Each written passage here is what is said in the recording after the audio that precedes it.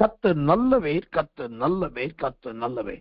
நாம் நேரடியாய் தேவனுடைய வார்த்தைக்குள் கடந்து செல்லுவோம். எசேக்கியேல் தீர்க்க தரிசனத்தின் புஸ்தகம் 44 அதிகாரம் 4வது வசனம். எசேக்கியேல் 44:4 வாசிக்கிறேன். பின்பு அவர் என்னை வடக்கு வாசல் வழியாய் ஆலயத்தின் முகப்பிலே அழைத்து கொண்டு போனார். இதோ கர்த்தருடைய ஆலயம் கர்த்தருடைய மகிமையால் நிறைந்ததை நான் கண்டு முகம் குப்புற விழுந்தேன். கர்த்தருடைய ஆலயம் கர்த்தருடைய மகிமையால் நிறைந்ததை நான் கண்டு முகம் குப்புற விழுந்தேன். ஆம், இங்கு கர்த்தருடைய மகிமையால் நிறைவதை குறித்த ஒரு வசனத்தை இந்த எசேக்கியேல் 44:4 நாம் பார்க்கிறோம். இந்த மாதம் முழுவதும் இந்த தினந்தோறும் ஆராதனையில் மகிமை என்கிற தலையங்கத்திலே தொடர்ந்து பல கர்த்தருடைய வார்த்தைகளை நாம் கவனிக்க, தியானிக்க, கேட்க அன்று உதவி செய்து வருகிறார். அந்த வரிசையில் இன்றைக்கு நாம் பார்க்க போகிற தேவனுடைய வார்த்தை, மகிமையால் நிறைய வேண்டிய காரியம் எப்படி, மகிமையால் நிறைவது எப்படி. அதற்கு ஆதாரமாகத்தான் இங்கு வேதம் சொல்வது, கர்த்தருடைய ஆலயம் கர்த்தருடைய மகிமையால் நிறைந்ததை நான் கண்டு முகம் குப்புற விழுந்தேன் என்று சொல்லி இங்கு ஒரு பெரிய ரகசியம் நமக்கு வெளிப்படுகிறது. ஏதாவது ஒரு தேவ மனுஷன், ஏதாவது ஒரு தேவ மனுஷி அல்லது ஒரு ஊழியக்காரர், ஒரு ஊழியக்கார ஸ்திரீ என்று சொன்னார், அவர்கள் மெய்யாகவே தேவனுடைய மகிமையில் நிறைந்தது உண்மை, மெய்யாகவே தேவனுடைய மகிமையில் ஆட்கொள்ளப்பட்டது உண்மைன்னா அவங்க நிலைமை எப்படி இருக்கும்? அவங்களால் அந்த தேவ சன்னிதானத்திலே, தேவனுடைய சமூகத்திலே அவங்களால் நின்று இருக்க முடியாது. நின்று இருக்கவோ, அமர்ந்திருக்கவோ அல்லது சொல்கிறோம் வேறு விதத்திலோ அவர்கள் காணப்பட முடியாது. முழுமையான ஒரு மகிமையால் நாம் நிரப்பப்படுவோம் என்று சொன்னா அந்த வசனம் எசேக்கியேல் 44:4 சொல்லுகிறது, ஓ மகிமையில் நிறைந்ததை நான் கண்டு முகம் குப்புற விழுந்தேன். இங்கு ஒரு ஆச்சரியத்தை பார்க்கணும். இங்கு எசேக்கியேல் தேவனுடைய மகிமையினால் நிறைந்ததாக சொல்லப்படவில்லை. அவர் போயிருக்கிற அந்த தேவனுடைய ஆலயம் தான் மகிமையினால் நிறைந்திருக்கு. அந்த ஆலயத்தின் வெளிப்பிரகாரம், அந்த ஆலயத்தின் உட்பிரகாரம், அந்த ஆலயத்தின் மகா பரிசுத்த ஸ்தலம், எல்லா இடமும் மகிமையால் நிறைந்திருக்கிறது. அதை கண்டு அப்படின்றார். அதை பார்த்த உடனே முகம் குப்புற விழுந்து. இங்க ஆச்சரியத்தை பாருங்க. ஒரு நல்ல தீர்க்கதரிசி தன்னுடைய ஆலயம் மகிமையால் நிறைந்ததை கண்டதற்கே கீழே விழுந்து விட்டார் என்று சொன்னார். அதே தீர்க்கதரிசியையோ அல்லது இந்த தேவ செய்தி கேட்கிற உங்களை என்னையோ ஆண்டவர் மகிமையினால் நிறைத்து விட்டார் வைத்துக் கொள்ளுங்களேன், நாம் எழுந்து நின்று பாடல் பாடுவது இயலாத காரியம். நாம் உட்கார்ந்து கொண்டு செய்தி கேட்பது கூடாத காரியம். நாமும் என்ன செய்து விடுவோம்? முகம் குப்புற விழுந்து விடுவோம். கர்த்தருடைய நாமத்துக்கு மகிமை உண்டாய். இதுதான் அந்த மகிமையின் செயல்பாடு. இதுதான் அந்த மகிமையின் உண்மையான கிரியை. இந்த ஆழம் தெரியாம, இந்த சத்தியம் தெரியாம நிறைய பேர் மகிமை என்ற வார்த்தைய மகிமையே இல்லாம பயன்படுத்தினாங்க. அது மகிமைக்கு ஏற்ற விதமா உபயோகிப்பதும் கிடையாது. கர்த்தர் நல்லவே. ரொம்ப முக்கியமான பாடல்களில், வார்த்தைகளில், மற்ற வரிகளில், சொற்களில், மனன வசனங்களில் இதெல்லாம் நாம் மகிமையை பயன்படுத்துகிறோம், நல்லது. ஆனா இந்த ஆலயம் தேவனுடைய மகிமையால் நிறைந்ததை போல என்றைக்காவது நாம் அந்த மகிமையால் நிறைந்திருக்கிறோமா என்று பார்க்க வேண்டும். நான் கொஞ்சம் சத்தியத்தை ஒளிவு மறைவின்றி வெளிப்படையாய் பேசுகிறேன். சிலர் ரொம்ப தான் தாழ்ந்த காரியத்தை வெளியே சொல்ல மாட்டார்கள் அல்லது அதை வெளிப்படுத்த மாட்டார்கள், பேச மாட்டார்கள். ஆனா எனக்கோ அது தேவன் உணர்த்தினபடினால் அது வெளிப்படையா பேசுறேன். இன்றைக்கு காலை இருட்டோட ஜெபம் முடிந்தது. இருட்டோட ஜெபம் முடிந்த உடனே கொஞ்ச நேரம் அப்படியே அந்த தேவ சன்னிதானத்துல அமைதியா உட்கார்ந்தது. அப்ப திடீரென்று எனக்கு ஆதீனத்தின் நினைவுக்குள் கர்த்தர் என்னை கொண்டு போனார். ஆதீனத்தின் நினைவு என்று சொன்னால், நான் ரட்சிக்கப்பட்ட புதிது, மனம் திரும்பின காலம். அதை விட ரட்சிக்கப்பட்டு மனம் திரும்பி கொஞ்ச காலம் கடந்து ஊழியத்துக்கு ஒப்பு கொடுத்திருக்கிற நாட்கள். அந்த ஊழியத்துக்கு ஒப்பு கொடுத்து கர்த்தருக்காக மட்டும்தான் ஊழியம் செய்யணும், வேலை செய்யணும், உலகத்துக்காக வேலை செய்யக்கூடாதுன்ற தீர்மானத்தில் இருக்கும்போது நான் ஒரு போதகருடைய வீட்டு வேலைக்காரனாக இருந்தேன். அங்க பாஸ்டருக்கு வேண்டிய சலக்கரணையை பண்ணணும், பாஸ்டர்மாவுக்கு வேண்டிய காரியங்களை கவனிக்கணும். அவங்களுக்கு எலிசா 2 பிள்ளைகள் உண்டு, அவங்களை ஸ்கூல்ல கூட்டு போய் விடணும், மத்தியானத்துல சாப்பாடு கொண்டு போய் ஊட்டிட்டு வரணும், திரும்பவும் சாயங்காலத்துல கூட்டிட்டு வரணும், அப்புறம் வீட்டுக்கு வேண்டிய பொருட்களை வாங்கி போடணும், ஆலயத்தை சுத்திகரிக்கணும், ஆலயத்தை ஆயத்தப்படுத்தணும், வரணும், அப்புறம் விசுவாசிகளை சந்திக்கணும். இப்படி இந்த எடுபடி வேலைகள் செய்வதே என்னுடைய ஒரு பிரதான வேலையா இருந்தது. ஆனா அன்னைக்கு இருந்தது ஒரு சாதாரண ஒரு சின்ன சாமுவேலை போல ஒரு எடுபடியா இருந்தாலும், அந்த எடுபடியா இருந்த நாட்களிலேயே ஒரு மகத்துவம் மிகுந்த ஒரு மகிமையை தேவன் சிறியவனும் எளியவனுமாக என் மீது கர்த்தர் வைத்திருந்தார். அந்த நாட்களில் நான் அந்த வீட்டு வேலைகள் முடிச்சுட்டு எப்பயாவது சைக்கிள் எடுத்துக்கிட்டு கிராம ஊழியத்துக்கு போவேன். அந்த கிராம ஊழியத்துக்கு போகும்போது நீண்ட தூர சைக்கிள் முடிச்சுட்டு அந்த கிராமத்துக்கு நுழைஞ்சது ஏதாவது ஒரு வீட்டுல போய் அந்த பழங்கால வீடுகள் தானே, அந்த திண்ணைகள் இருக்கும், அந்த திண்ணையில உட்கார்றேன்.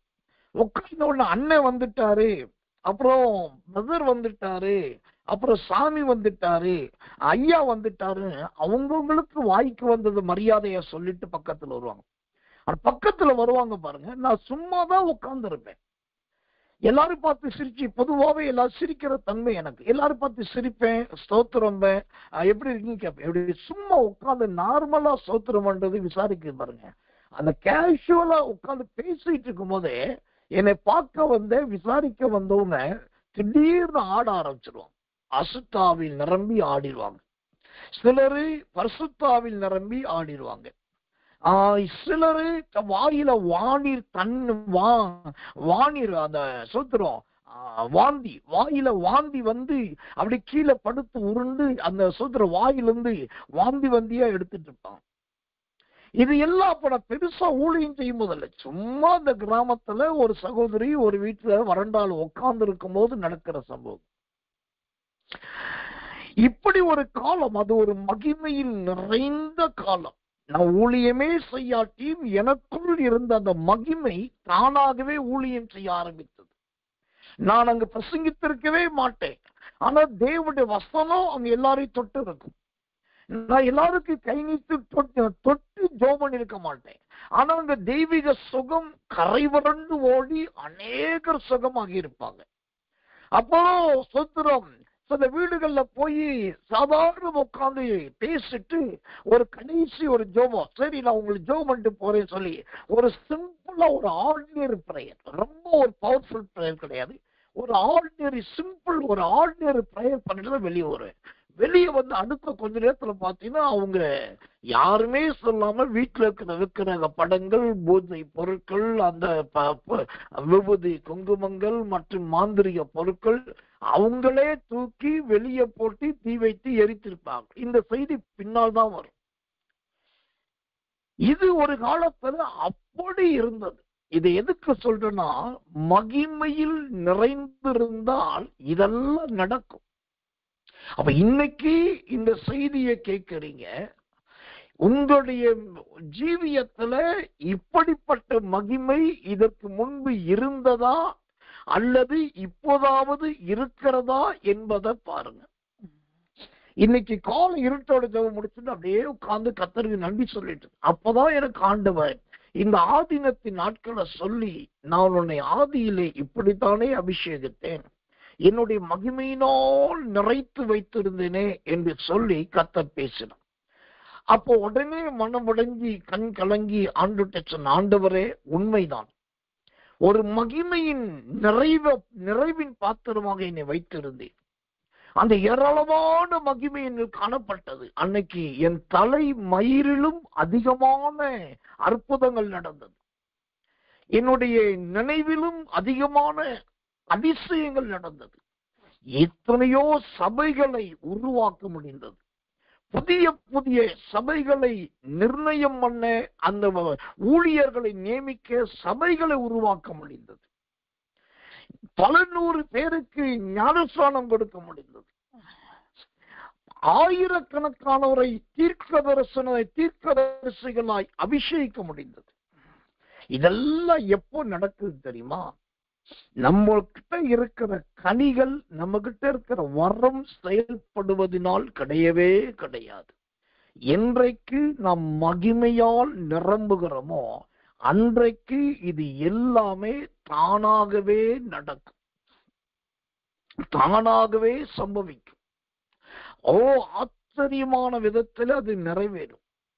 கர்த்தருடைய நாமத்துக்கு மகிமை, கிருபை, தயை உண்டாவதா. ஒரு நாள் ஒரு குடும்பம் வீட்டுக்கு வந்தது. அந்த சகோதரன் பயங்கர நம்பர் 1 பக்கா கேடி. அவன் சிறைச்சாலையில இருக்கிறான். அவனுடைய தாயும் அவனுடைய சகோதரியும் நம்முடைய ஜெபத்துக்கு வந்திருக்காங்க. கூட்டம் முடிந்தது. எல்லாருக்கான கூப்பிட்டு தனித்தனியா ஜெபித்து தீர்க்க தரிசனம் சொல்லி அனுப்பிட்டு இருக்கிறேன். அப்போ அந்த தாயாரும் சகோதரியும் வந்தாங்க. அவங்க சொன்னாங்க, பாஸ்டர், என் பையன் ஜெயில இருக்கிறான். அவன் ரவுடி தான், அவன் பொல்லாதவன் தான் தெரியும். ஆனாலும் பெத்த மனம் கேட்க மாட்டேங்குது. அவன் ஜெயில இருக்குது, தாங்க முடியல. எப்படியாவது விடுதலை ஆகணும், அதோடு அவன் மனம் திரும்பணும். நீங்க அதுக்காக ஜெபிங்க அப்படின்னா அவங்க சொல்லுது. ஜெபிங்கன்னு சொல்லதான் செஞ்சாங்க. அடுத்த வார்த்தை, அடுத்த நொடி அவனுடைய கிருபை என் வாயிலிருந்து தேவன் வார்த்தையை போட்டார். அவர் சொன்னார், நீங்க போங்க, இன்னைக்கு சாயங்காலம் உங்களுக்கு 7 மணிக்கு ஒரு அமீனா வீட்டுக்கு வருவார். அமீனானா நீதிபதிக்கு துணையா இருக்கிறவர். அமீனா வீட்டுக்கு வருவார். அவர் ஒரு செய்தி சொல்லுவார். நாளைக்கு உங்க மகன் விடுதலையாகி வீட்டுக்கு வந்துருவான். இது கர்த்தருடைய வார்த்தை. அவங்களுக்கு அதை சொன்னதுதான் அப்படியே கண்ணீர் பெருக்கெடுத்து அழுது புலம்பி அவங்கள கட்டுப்படுத்த முடியாம பெருமூச்சு வாங்கி மூச்சு இறைத்து கீழே விழுந்துட்டாங்க. ஏன் மகனா நாளைக்கு விடுதலையா, இன்னைக்கு சாயங்காலம் அமீனா வருவாரா? அந்த செய்தி அவங்களால நம்பவே முடியல. கர்த்தருடைய வார்த்தையை அவங்களால நம்பவே முடியல. அப்புறம் அவங்களை இளைப்பாற பண்ணி கொஞ்ச நேரம் கழித்து அவர்களை ஜெபித்து அனுப்பி வைத்தோம். அவங்க வீட்டுக்கு போனாங்க. கரெக்டா ஆண்டவர் சொன்ன மாதிரி சரியா 7 மணி அங்க கிளாக்கள் அடிக்கிற நேரத்துல கோர்ட்ல இருந்து அமீனா வந்தார். ஒரு செய்தி வந்தது. மறுநாள் பார்த்தா ஆண்டவர் சொன்னபடியே அந்த சகோதரனுக்கு சிறைச்சாலையில் விடுதலை, எதிர்பாரா விதத்தில். அப்ப இதையெல்லாம் ஏன் சொல்றேன்னா, மகிமையில் நிறைகிற அனுபவம். இதுதான் மகிமையில் நிறைவதற்கான உண்மையான அடையாளம். நீங்க மகிமையில் நிறைஞ்சிருந்தா நீ உங்க வீட்டுல இப்படி உங்க எண்ணத்துக்கும் அப்பாற்பட்ட காரியம் நடக்கும். புத்திக்கு மேன்மையானது நடக்கும், சக்திக்கு மிகுந்தது நடக்கும். இது ஒரு காலத்துல மகிமையின் நிறைதல் என்பது இப்படிதான் இருந்துச்சு. ஆனால் சில பிரபஞ்சத்துக்கு ஒத்த வேஷம் தெரிவிக்கிற ஒரு கூட்டம் எழும்பி இன்னைக்கு மகிமை என்பதின் உண்மையான தாற்பயத்தை மாற்றிவிட்டார்கள். இன்னைக்கு மகிமை என்றால் என்ன சொல்லுகிறார்கள்? நல்ல ஆராதிக்கும் போது இன்னைக்கு கைத்தட்டினா அதுதான் மகிமை. ஆராதிக்கும் போது அந்நிய பாஷை பேசினா அதுதான் மகிமை. ஆராதிக்கும் போது நீ துள்ளி குதிச்சினா அதுதான் மகிமை. அப்படியே கண்ண மூடி மெய்மறந்து ஸ்தோத்திரம் பண்ணுனா அதுதான் மகிமை. ஓ கண்கள்ல கண்ணீர் வந்தா அதுதான் மகிமை. இது எல்லாமே மகிமைக்குரியவர்கள் கிடையாதுங்க. அது அந்த மகிமை நிரப்புகிற நேரத்தில் நடக்கிற தற்காலிக கிரியைகள் தான் இப்போ நான் சொன்னது. இதெல்லாம் ஒரு தற்காலிக கிரியைகள். ஆனா மகிமையில் நிறைந்த அனுபவம் என்பது, இதற்கு முன்பு சொன்னேன் பாருங்க, நாம் நினைக்காதது, யோசிக்காதது, சக்திக்கு மிஞ்சினது, திராணிக்கு மிஞ்சினது, பலத்துக்கு மிஞ்சினது, அறிவுக்கு மிஞ்சினது, படிப்புக்கு மிஞ்சினது, நம்மளோட வல்லமைக்கு மிஞ்சி நடக்குது பாருங்க. அது எல்லாம் தான் உன் மகிமையால் நிறைந்திருப்பதற்கு சமம். ஒரு ஊழியக்காரனா நான் கொஞ்சம் இருதயத்தின் ஆழத்திலிருந்து சொல்றேன். மற்ற ஊழியர்கள், போதகர்கள், தேவ மனிதர்கள் விரும்புகிறார்களோ இல்லையோ, நான் என் ஜனங்கள் மீது வைத்திருக்கிற அன்பினால பாரத்தோடு சொல்றேன், நம்முடைய ஊழியத்தில் இருக்கிற ஜனங்கள் எல்லாரும் இப்படிதான் மகிமையில் நிறைந்தவர்களா இருக்கணும். நீங்க பாட்டுக்கு வீட்டுல கால் நீட்டி படுத்திருக்கணும். நீங்க கால் நீட்டி படுத்திருக்க அதே வீட்டுல அடுத்த ரூம்ல படுத்திருக்கிறவ பாவத்தினால அழுகணும். நீங்க உங்க வீட்டுல சேர்ல அமைதியா உட்கார்ந்து இருக்கணும். நீங்க உங்க வீட்டுல உங்க சேர்ல உட்கார்ந்து இருக்க வீட்டுக்கு எதிர்பாராத விதத்தில் வந்த உங்க பாவ உணர்வு அடையணும். நீங்க சர்வ சாதாரணமா ஜெபம் பண்ண பைபிள் படிக்க இருக்க அந்த இடத்துல இருக்கிற உங்க வீட்டுக்காரோ, உங்க மனைவியோ, உங்க பிள்ளைகளோ, மற்றவர்களோ அவர்கள் ஆவியினாலே உந்தப்படணும். அடுத்த மாசம்தான் நமக்கு ஒரு இன்டர்வியூ வரும் அப்படின்னு ஒரு தகவல் வருது. ஆனா நீங்க மகிமையில் நிறைந்திருந்தா அடுத்த மாசம் வர வேண்டிய அந்த இன்டர்வியூ ஆர்டர், அந்த பேப்பர், அந்த பிக்ஸட் டேட் ஆனது ஆட்டோமேட்டிக்கா மாறி இந்த மாசமே வரும். அப்ப நம்முடைய ஊழியத்தில் இருக்கிற தேவ பிள்ளைகள் இப்படிப்பட்ட மகிமையால் நிறைய வேண்டும். அந்த எசேக்கியேல் 44:4 சொல்லுகிறது, தேவனுடைய கர்த்தருடைய ஆலயம் கர்த்தருடைய மகிமையால் நிறைந்ததை நான் கண்டு முகம் குப்புற விழுந்தேன். உங்கள்கிட்ட மகிமை இருக்கிறத வீட்டார் பார்த்தாலே அவங்க கீழே விழணும். இவங்க சாதாரணமான ஆள் கிடையாது, வார்த்தையில் நிறைந்தவங்க. இவங்க சாதாரணமான ஆள் கிடையாது, அபிஷேகத்துல நிரம்பினவங்க. இவங்க சாதாரணமான ஆள் கிடையாது, கிருபையில் நிரம்பினவங்க சொல்லி அந்த ஒரு பயம், அந்த ஒரு சாட்சி நம்மை குறித்து வரணும். இப்படிப்பட்ட ஒரு ஊக்கமுடுத்தக்கூடிய, இப்படிப்பட்ட உற்சாகப்படுத்தக்கூடிய, நீங்களும் மகிமையில் நிரம்புங்க, நீங்களும் வல்லமையா மாறுங்க, உங்க வீட்டில் இருக்கிற வல்லமையா மாறட்டுன்னு சொல்லி எல்லாரையும் மகிமைக்கு உள்ளாக்கக்கூடிய சத்தியங்கள் இன்றைக்கு இல்லை. உணர்ச்சியை தூண்டி விடுகிறதும், வெறியை ஏற்றி விடுவதும், சத்தத்தை உண்டாக்குகிற மகிமை தான் இன்றைக்கு காணப்படுகிறது. எழுதிக் கொள்ளுங்கள். இந்த செய்தியை கேட்கிற நீங்களாவது உங்க இருதயத்தை விருத்த சேதனம் பண்ணுங்க. நம்ம ஊழியத்துல ஒரு சிலர் இருக்கிறாங்க, அவங்கள குறித்து சமீபத்தில் நானும் இன்னொரு ஊழியக்காரர் பேசிட்டு இருந்தோம். அவங்க யாருனாக்கா லோத்தின் மனைவிக்கு மூத்த அக்கா மாதிரி. லோத்தின் மனைவி உப்பு தூண் ஆனால் அப்படின்னு தான் இருக்குது. அதுக்கப்புறம் என்ன ஆச்சுன்னு சொல்லப்படல. ஆனா இவங்க யாருனாக்கா அந்த லோத்தின் மனைவியை விட ஒரு படி மேலே போய் அப்படியே கண்மலை மாதிரி இருப்பாங்க. எதுக்கும் அசைறதில்ல, டெய்லி செய்தி கேட்பாங்க. ஆனா ஜெபத்துல மாற்றம் வராது. டெய்லி உபதேசம் கேட்பாங்க, ஆனா ஆவிக்குரிய ஜீவியத்துல மாற்றம் வராது. டெய்லி சத்தியத்தை கடன் கொடுப்பாங்க, ஆனா ஆவிக்குரிய ஜீவியத்தில் முன்னேற்றம் இருக்காது. டெய்லி வந்து ஜெபம் பண்ணிக்குவாங்க, ஆனா கர்த்தருக்கு ஏதாவது செய்றீங்களா? ஒண்ணும் கிடையாது. அன்றைக்கு இருந்தது அப்படியே. அப்ப கேட்கிற செய்திகள் எங்கே போகிறது? கொடுக்கப்படுகிற உபதேசங்கள் எங்கே போகிறது? தேவனால் சொல்லப்படுகிற சத்தியங்கள் உங்க காதுகளில் வந்து எங்கே போகுது? நீங்க என்ன செய்கிறீர்கள்? என்ன சொல்லியும் இன்றைக்கு மகிமையால் நிரம்பாதவர்கள், மகிமைக்கு இடம் கொடுக்காதவர்கள், மகிமையின் கிரியையை வெளிப்படுத்த விரும்பாத ஒரு கூட்டம் இருக்கதான் செய்கிறது. கர்த்தருக்கு மகிமை உண்டாவதாக. அப்படி ஒரு கிரியைகள் அற்ற, யாருக்கு பிரயோஜனமற்ற எந்த ஒரு தடைக்கல்லாகவும் நாம் இருக்கவே கூடாது.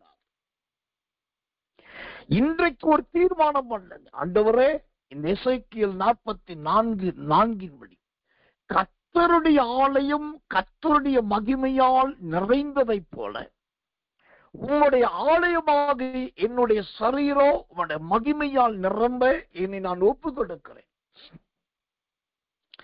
அதற்காக நான் எதையும் தியாகம் பண்ண ஆயத்தம். அதிகாலை எழும்ப சொல்றீங்களா, நான் எழும்புறேன். விடியற் காலையில முழங்கால் போட சொல்றீங்களா, கண்டிப்பா நான் முழங்கால் போடுறேன்.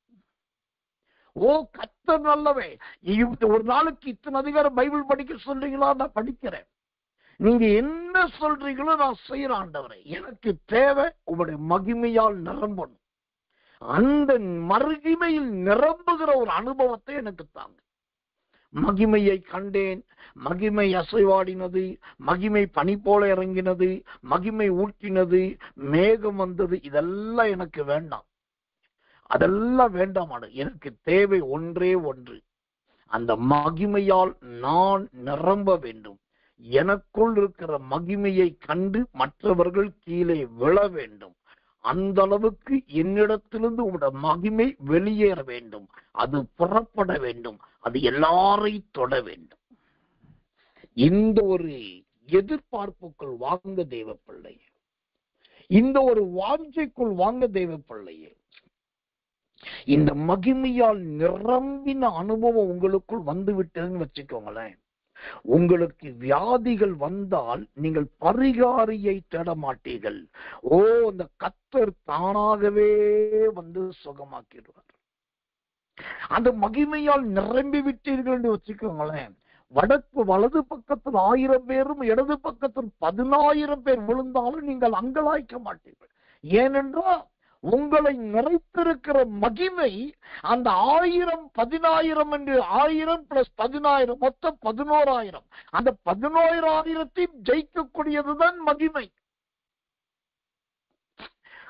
அந்த மகிமையில் நிரம்புகிற அனுபவம் வேதத்தில் எத்தனையோ மாபெரும் பிரசித்தி பெற்ற பரிசுத்தவான்கள் உண்டு.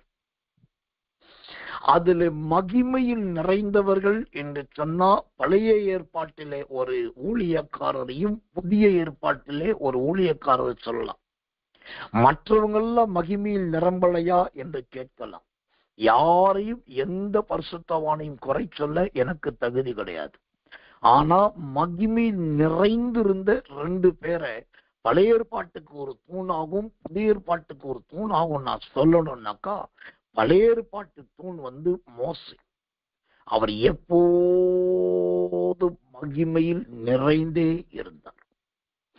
அவர் மரண பரியந்தம் அந்த மகிமை இருந்தது. அவர் மரணம் கூட கர்த்தரால் மகிமைப்படுத்தப்பட்டது.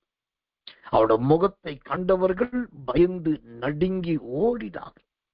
மோசையோடு பேச பயந்தார்கள். எவ்வளோ பெரிய பார்வோன், கடின இருதயம் படைத்தவன். அந்த பார்வோனே ஒரு காலகட்டம் வரும்போது மோசையை பார்த்து பயப்படுகிறார். இனி நான் ஒரு காலம் மோசே உன் முகத்தை பார்க்க கூடாதுன்னு சொல்றான்.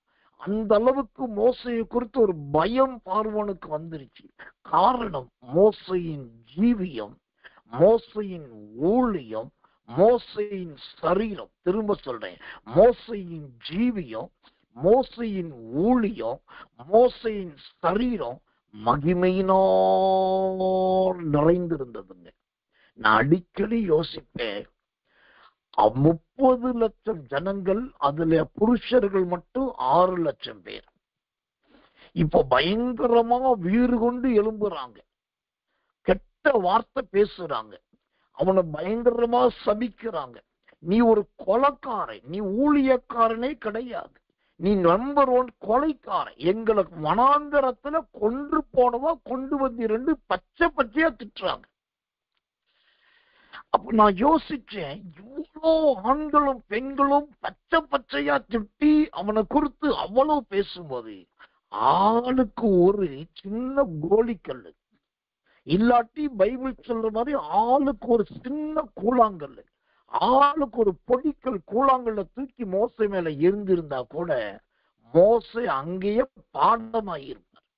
அவருக்கு மேல ஒரு கல்லு மலையே குமிஞ்சிருக்கும். இப்ப யோசிங்க, ஓ அவ்வளோ பெரிய முரட்டாட்டம் உள்ள ஜனங்களை ஒரு மோசையினால் எப்படி நடத்த முடிந்தது? அவன் மரண பரியந்தம் அந்த ஸ்தானாபதி என்கிற தேவனுடைய மனுஷன் என்கிற ஸ்தானத்துல எப்படி நிலைச்சு நிக்க முடிஞ்சதுன்னா, ஒரே ஒரு காரணம், அந்த மோசையை நிறைத்திருந்த மகிமை. அந்த மோசையை கண்டு பயந்தார்களோ இல்லையோ, மோசையின் மீது இருந்த மகிமையை கண்டு பயந்தார்கள். அதனாலதான் வாய் பேச முடிஞ்சிச்சே ஒழிய கையை நீட்டி கல்ல தூக்கி எரிய முடியல. சத்தம் போட முடிஞ்ச தவிர மோசைய கொலை பண்ண முடியல. கடலுக்குள்ளதான் நடக்கிறாங்க. 2 ஆம்பளைங்க பிடிச்சு மோசைய கழுத்தை பிடிச்சு அமைக்கிறது, அதே கடல்ல மோசை மூழ்கியே செத்திருப்பார். ஆனா யாராலும் ஒண்ணும் பண்ண முடியல. ஒரே காரணம், அந்த அருமையான தேவ மனுஷன் மகிமையால் நிறைந்திருந்தார். அவர் மேலிருந்த மகிமைதான் அவரை பாதுகாத்து. இப்ப சொல்றேங்க, நீங்க நல்ல மகிமையில நிரம்பி இருந்தீங்கன்னா அந்த கர்த்தருடைய மகிமையால் பாதுகாக்கப்படுவீங்க. சரி, புதிய ஏற்பாட்டிலே இந்த மகிமையில் நிறைந்த மனுஷன், அந்த தூணா இருக்கிற மனுஷன் யார் என்று சொன்னா, அன்பின் அப்போஸ்தலனாகிய யோவான். இயேசு கிறிஸ்துவின் மார்பிலே 3க்கும் அதிகமான முறை சாய்ந்த அற்புதமான தேவ மனுஷன். எல்லாரும் ஆண்டவரை விட்டு போயிட்டாங்க, எல்லாரும் விலகி போயிட்டாங்க. ஒத்த ஆணு ஒத்த பெண்ணு 2 பேர் தான் அந்த இயேசுவின் வம்சத்துல கூட இருக்கிறாங்க. யாரு? ஒன்னு பெற்றெடுத்த தாய், 2வது உடன்பிறவா சகோதரனாய் இருக்கிற மார்பில் சாய்ந்த அன்பின் அப்போஸ்தலனாகிய யோவான். இந்த யோவான் அந்த சிலுவை பாடுகளை எப்படி பார்க்க முடிஞ்சிச்சு, ரத்தம் ஊத்துறதை எப்படி பார்க்க முடிஞ்சிச்சு, தன்னையோடு இருந்த இயேசு துடிக்க துடிக்க சாகிறதை எப்படி பார்க்க முடிஞ்சிச்சு.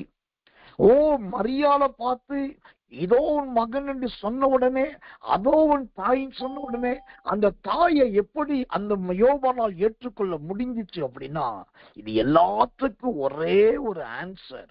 அந்த அன்பின் அப்போஸ்தலனாகிய யோவான் நல்ல மகிமையில் நிறைந்திருந்தார்.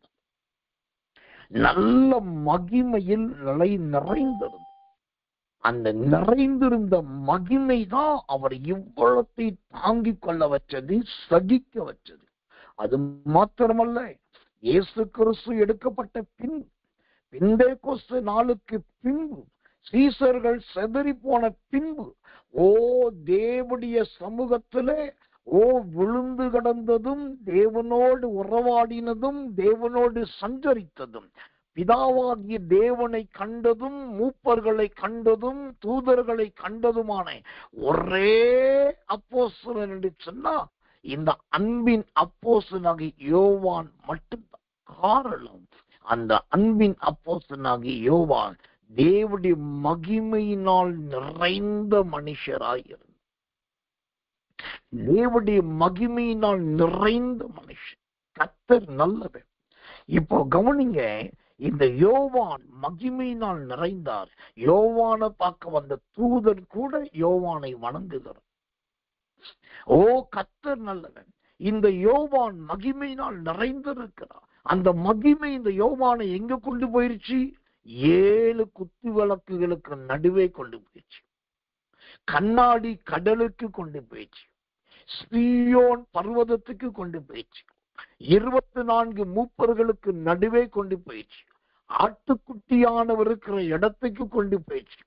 சதுர வடிவிலான அந்த பரலோக ராஜ்யத்துக்கு கொண்டு போயிடுச்சு. இதெல்லாம் எப்படி அந்த யோவானால் நடந்ததுன்னா, அதுதான் அந்த மகிமையால் நிறைந்திருந்த அனுபவம்.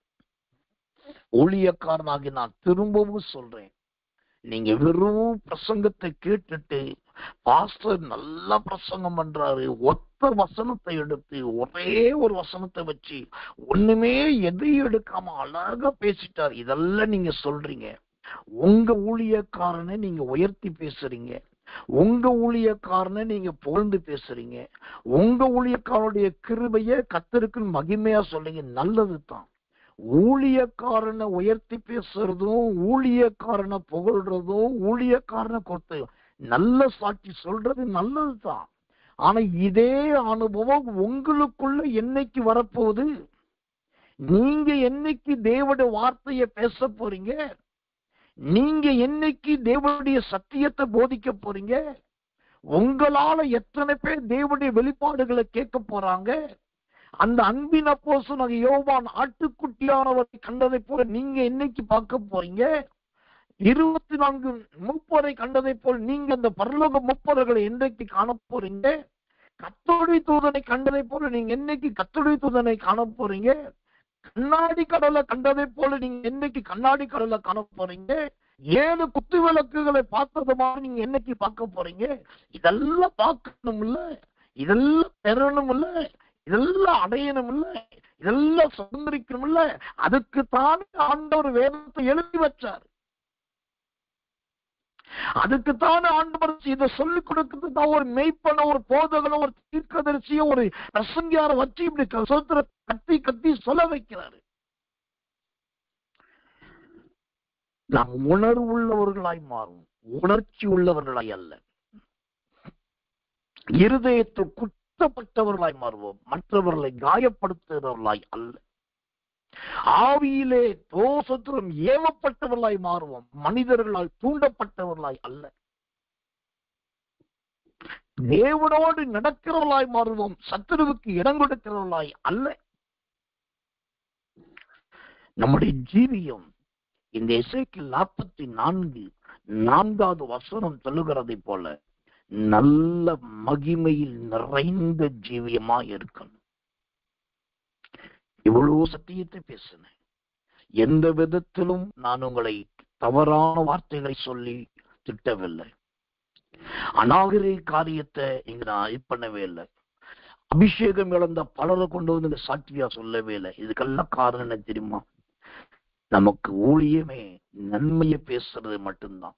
நீங்க மகிமையில் நிறைந்திருந்தா எத்தனை மணி நேரம் சத்தியம் பேசினாலும் சத்தியம் மட்டும்தான் வாயிலே வருமே ஒழிய சத்துருவின் வார்த்தைகள் வராது. அதுதான் இங்க கற்றுக்கொள்ள வேண்டியது. எப்படிப்பட்ட பாவி வரட்டும், எவ்வளோ பெரிய துரோகிகள், எவ்வளோ பெரிய அக்கிரமக்காரர்கள் வந்து உள்ளே இருக்கட்டும், அவர்களையும் இந்த அன்பின் வார்த்தைகளும் ஆழ்ந்த உபதேசம்தான் சந்திக்குமே ஒழிய நாம் ஈட்டி எடுத்து குத்துவதனால் கிடையவே கிடையாது. அம்பெடுத்து பாய்ச்சுவதனால் கிடையவே கிடையாது. சத்தியம்தான் அவர்களை சந்திக்க வேண்டும். இப்ப நாம் கண்களை மூடி செபிக்க போறோம். ஆண்டவரே, எசேக்கியேல் 44:4 வசனத்தின்படி கர்த்தருடைய ஆலயம் கர்த்தருடைய மகிமையால் நிறைந்ததை நான் கண்டு முகம் குப்புற விழுந்தேன். அந்த கர்த்தருடைய ஆலயம் எப்படி கர்த்தருடைய மகிமையால் நிறைந்ததோ, நீங்களே அந்த ஆலயம் என்று சொல்லிவிட்டீர் ஆண்டவரே. நானும் அந்த மகிமையால் நிரம்ப வேண்டும் ஆண்டவரே. என்னால் என் வீட்டில் உள்ளவர்கள் மகிமையால் நிரம்ப வேண்டும் ஆண்டவரே. நிறைந்த மகிமையை கண்ட உடனே எசேக்கியேல் தீர்க்கதரிசி முகம் குப்புற விழுந்ததை போல என் வீட்டில் இருக்கிற தாகோன்கள் விழணும் ஆண்டவரே. என் வீட்டில் இருக்கிற பாகால்கள் விழணும் ஆண்டவரே. என்னுடைய ஸ்தலத்துக்குள் காணப்படுகிற ஓசோத்திர தீநாள்கள் விழணும் ஆண்டவரே. எங்க கேம்பஸ், எங்க காம்பவுண்ட், எங்க பில்டிங், எங்க சரௌண்டிங்க சுத்தி இருக்கிற அந்நிய விக்கிரக வல்லமைகள் விழணும் ஆண்டவரே. அதற்கு என்னுடைய மகிமையால் நிரப்பும். நான் மகிமையில் கை தட்டுகிறவளாய் அல்ல, மகிமையில் எடுத்துக் கொள்ளப்படுகிறவளாய் காணப்படுவது. மகிமையில் அந்நிய பாஷை பேசுகிறவர்களாய் அல்ல, மகிமையில் தேவ தூதர்களோடு உலாவுகிறவர்களாய் நான் மாற வேண்டும். மகிமையிலே சத்தமிடுகிறவர்களாய் அல்ல, அந்த மகிமையினால் பரலோக சத்தம் கேட்கிறவர்களாய் எங்களை மாற்றி இந்த மகிமையில் நிரம்புகிற அனுபவம் எனக்குள் வேண்டும் ஆண்டவரே. என்னை கொண்டு நீ ஜனங்களை ரட்சி, என்னை கொண்டு நீ வியாதிகளை சுகமாக்கும், என்னை கொண்டு நீ பிசாசுகளை துரத்து, என்னை கொண்டு உங்களுடைய ஊழியத்தை நிறைவேற்ற மாட்டவரே. அதற்காகத்தானே நீ சிருஷ்டித்தேன். நான் உண்டாக்கப்பட்டதும் படைக்கப்பட்டதும் உமக்காகத்தானே. இன்னைக்கு கோலும் தடியுமாய் இருக்கிறேன், வெறுமையும் பையுமாய் இருக்கிறேன். ஆண்டவரே, என்னை மகிமையால் நல்ல மகிமையால் நிரம்பின ஒரு மகளா என்னை மாற்றுங்க. நான் அன்பா சொல்லியும் கேட்காதவர்கள் என் மேல் இருக்கிற மகிமையை பார்த்த மாத்திரத்தில் அவர்கள் உடன்பட வேண்டும். நான் கெஞ்சியும் கேட்காதவர்கள் எனக்குள் இருக்கிற என் மேல் இருக்கிற மகிமையை பார்த்த உடனே அவர்கள் கீழ்ப்படிய வேண்டும். அந்த மகிமை என்னை ஆட்கொள்ளட்டும், அந்த மகிமை என்னை நிரப்பட்டும். எசேக்கியேல் 44:4 கர்த்தருடைய ஆலயத்தை கர்த்தருடைய மகிமை நிறைத்ததை போல என்னை உடைய மகிமை நிரப்பட்டும். ஆண்டவரே, என் வாசஸ்தலத்தில், என்னுடைய ஜெபஸ்தலத்தில், என்னுடைய தனிப்பட்ட ஜீவியத்தில் அந்த மகிமை நிரப்பட்டும். ஆண்டவரே, அந்த மகிமை நிரப்பட்டும்.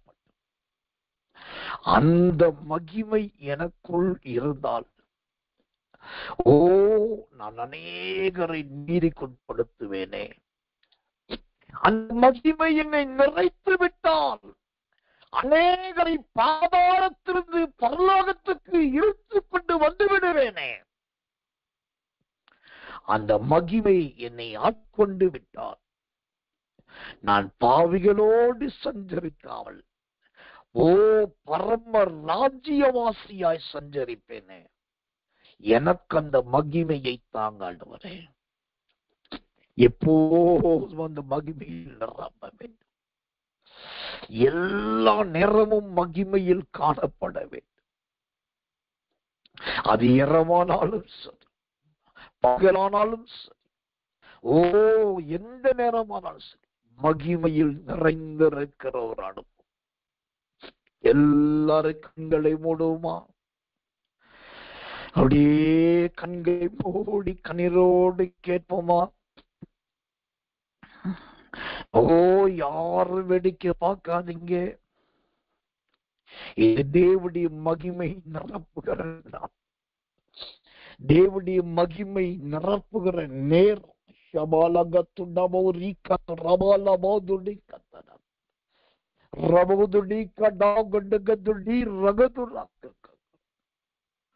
அந்த மகிமை நிரப்பட்டு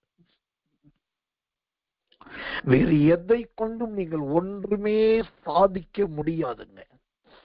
தீர்க்க தரிசனங்கள் ஆனாலும் ஒளிந்து போகும் என்றுதான் வேதம் சொல்லுகிறது. ஒளிந்து போகக்கூடிய தீர்க்க தரிசனத்தை உங்களால் நம்ப முடியுது. என்றைக்கும் ஒளியாத மகிமையை உங்களால் நம்ப முடியல. என்ன ஒரு பரிதாபம்! அன்பானது தனிந்து போகும் என்று வேதம் சொல்கிறது. ஆனால் ஒரு நாளும் தனிந்து போகாதது மகிமை. தனிந்து போகிற அன்புக்காக இயங்குகிறீர்கள். ஆனால் தனியாமல் மேலே மேலே மேலே நிரப்பிக் கொண்டிருக்கிற மகிமைக்காக நீங்கள் இயங்குவதே கிடையாது. தீர்க்க தரிசனத்தை அல்ல, அந்த தீர்க்க தரிசனத்தை கொடுக்கிற தேவனாகிய கர்த்தரை பாருங்க. ஆண்டவரே, கர்த்தருடைய ஆலயத்தை கர்த்தருடைய மகிமை நிறைத்ததை போல இப்போது என்னை மகிமையால் நிறைத்து வேண்டும். என்னை கொண்டு பிசாசுகள் ஓட வேண்டும். எத்தனை பேர் கேட்கிறீங்க? எத்தனை பேர் பயப்படுறீங்க? சிலருக்கு மொபைல் அன்மியூட் பண்ணா மட்டும்தான் ஸ்தோத்திரம் வரும். ஐயோ பாஸ்டருக்கு சத்தம் கேட்கணும்னு கிடையாது. நீங்க எனக்காக கர்த்தரை துதிக்காதீங்க, அது ஒரு மாய்மாலம். நான் சொன்னதற்காக ஸ்தோத்திரம் பண்ணாதீங்க. உங்களுக்கு மகிமை வேணும்னா, அந்த மகிமையில் நீங்க நிரம்பணும்னா, உங்களை நிரப்புகிற மகிமை உங்க வீட்டுக்குள்ள இன்னையிலிருந்து கிரிய செய்யணும்னா, இதுதான் நீங்க உங்க இருதயத்தை உடைக்க வேண்டிய நேரம். இதுதான் நீங்க ஆவிய ஊற்ற வேண்டிய நேரம். இதுதான் நீங்க உங்களையே ஜீவபலியா அர்ப்பணிக்க வேண்டிய நேரம். இதுதான் அந்த ரட்சணிய நாள். இதுதான் அந்த மனம் திரும்புதலின் நேரம். கர்த்தருடைய ஆலயத்தை, கர்த்தருடைய மகிமை நிறைத்ததை என் ஆண்டவர் உங்களை தம்முடைய மகிமையினால் நிரப்ப விரும்புது. அதற்கு தேவை இந்த எசேக்கியேல் தீர்க்கதரிசி ஒரு மாபெரும் தீர்க்கதரிசியா இருந்தும் மகிமைய கண்ட உடனே முகம் குப்புற தாழ்மையோடு விழுந்துட்டு அவன் சொல்லிட்டான், இந்த மகிமைக்கு முன்னாடி நிக்க கூட எனக்கு தகுதி கிடையாது, இந்த மகிமைக்கு முன்னாடி உட்கார கூட எனக்கு தகுதி கிடையாது, முகம் குப்புற விழுகிறேன், சரணாகதி அடைகிறேன். ஓ, என் நெற்றி தரையில் பட, என் 2 கால்களின் 2 கட்டை விரல் பூமியை குத்த, ஓ ஸ்தோத்திரம், நான் முகம் குப்புற விழுகிறேன் ஆண்டவரே. இதை விட என்றால் ஒன்று முடியாது. உங்களுடைய மகிமைக்கு முன்பாய் நிக்க கூட எனக்கு தகுதி கிடையாது, மகிமைக்கு முன்னாடி நடக்க கூட எனக்கு தகுதி கிடையாது, நான் முகம் குப்புற விழுகிறேன். அந்த எசேக்கியேல் அவ்வளோ பெரிய தேவ மனுஷன், தாக்கினார் ஐயா, அப்படியே சாஸ்தாங்கமா விழுந்தார். அந்த மகிமைக்கு முன்பாய் கண்ணீர் வெடித்து ஸ்தோத்தரிக்க ஆரம்பித்தார். அந்த மகிமைக்கு முன்பாக தன் ஜீவனை பணயமாய் வைத்தார்.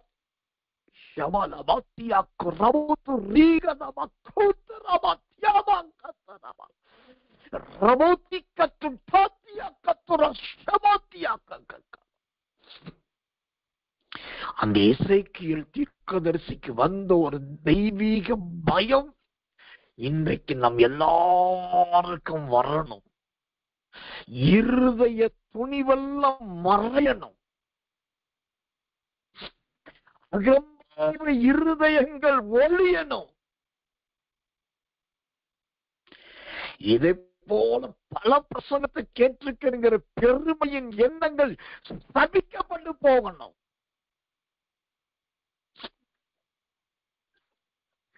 எசேக்கியேல் தீர்க்கதரிசியை போல ஒரு தாழ்மை, சாஸ்தாங்கமாய் விழுகிற ஒரு தாழ்மை, முகம் குப்புற விழுகிற ஒரு தாழ்மை.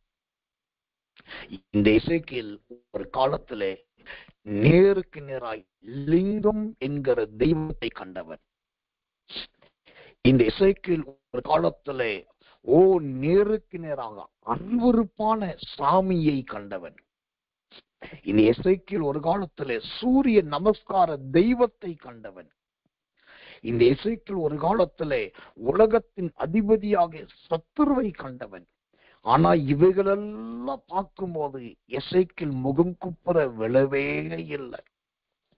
அப்படிப்பட்டவைகள் எல்லாம் காணும்போது முகம் குப்புற விழணும் என்கிற எண்ணமே வராத எசேக்கியேலுக்கு தேவனுடைய மகிமைக்கு முன்பாக அவரால் நிக்க கூட முடியல, முகம் குப்புற விழுந்து விட்டு. அதுதாங்க கர்த்தர் பார்க்கிறார்.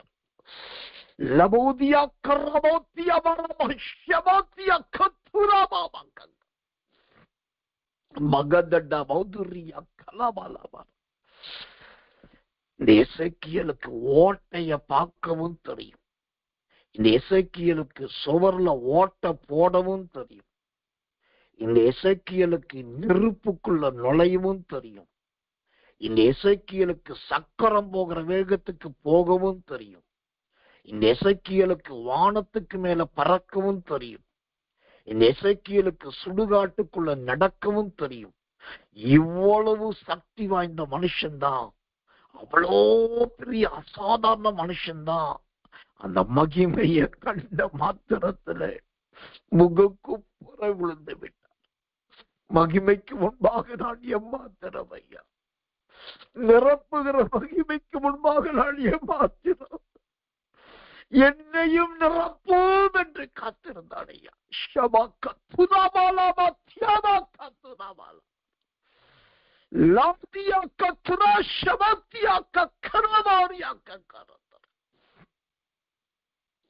மற்ற இடங்கள்லாம் தைரியமா இந்த மனுஷன் கர்த்தருடைய மகிமையை கண்ட உடனே அப்படியே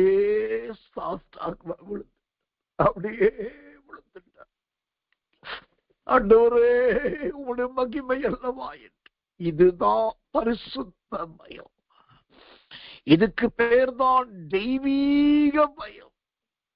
இதுக்கு பேர்தான் மகிமையின் பயம். இந்த பகல் வேளையில அந்த நிரப்புகிற மகிமை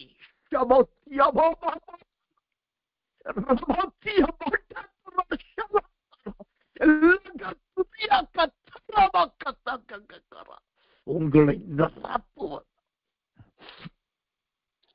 உங்க வீடுகளுக்கு நீங்க ஒரு எசேக்கியேல் தீர்க்கதரிசியா மாறுகிறீர்கள். உங்க அலுவலகங்களுக்கு நீங்கள் ஒரு எசேக்கியேல் தீர்க்கதரிசிகளாய் மாறுகிறீர்கள். ஏன்? நீங்க போயிட்டு இருக்கிற சபைக்கு தேவன் உங்களை எசேக்கியேல் தீர்க்கதரிசியாய் மாற்றுகிறார். இனி யார் நினைத்தாலும் உங்க வாயை அடைக்க முடியாது. அது மடை திறந்த வெள்ளமாய் தீர்க்க தரிசனங்களை அம்மாக அம்மாக அம்மாக அனுப்ப போகிறோம்.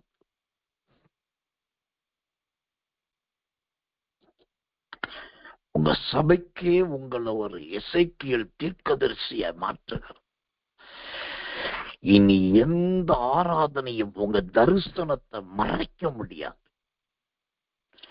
ஓ, வெடித்து சிதறின மலையை போல உங்க கண்களில் கண்ட தரிசனத்தை நீங்க அங்க சொல்லதான் போறீங்க. வெடித்து சிதறின மலையை போல நீங்கள் கண்ட தரிசனத்தை ஓல விட்டு சொல்லதான் போகிறீங்க. அதை கேட்டு எல்லாரும் பயப்படதான் போறாங்க.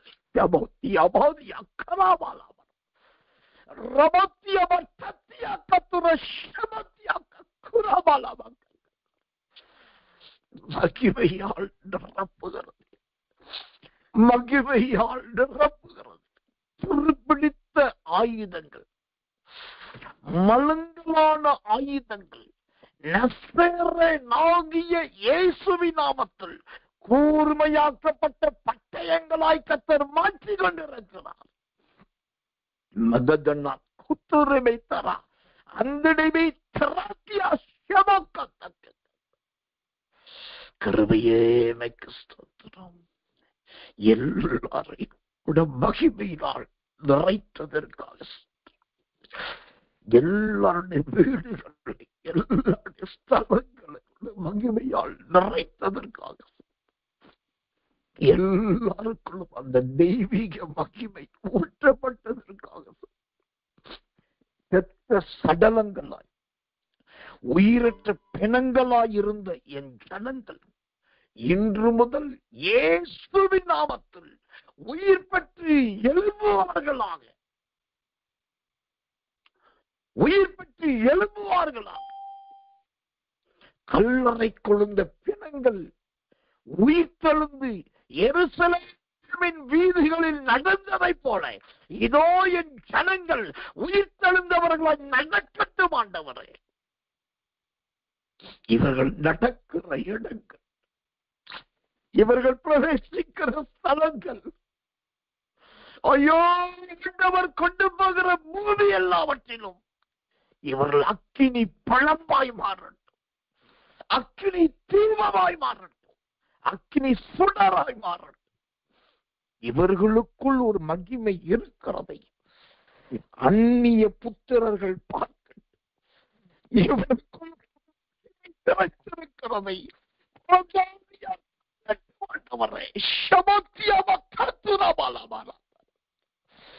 இவர்களை கண்டவர்கள் முகக்குப்புற விழுவார்களாக. இவர்களை கண்டவர்கள் முகக்குப்புற விழுவார்களாக. அந்த ஒரு மகிமையே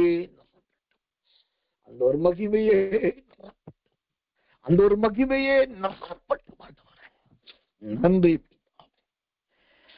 நன்றி பிதாவே. ஆமென், ஆமென், ஆமென்.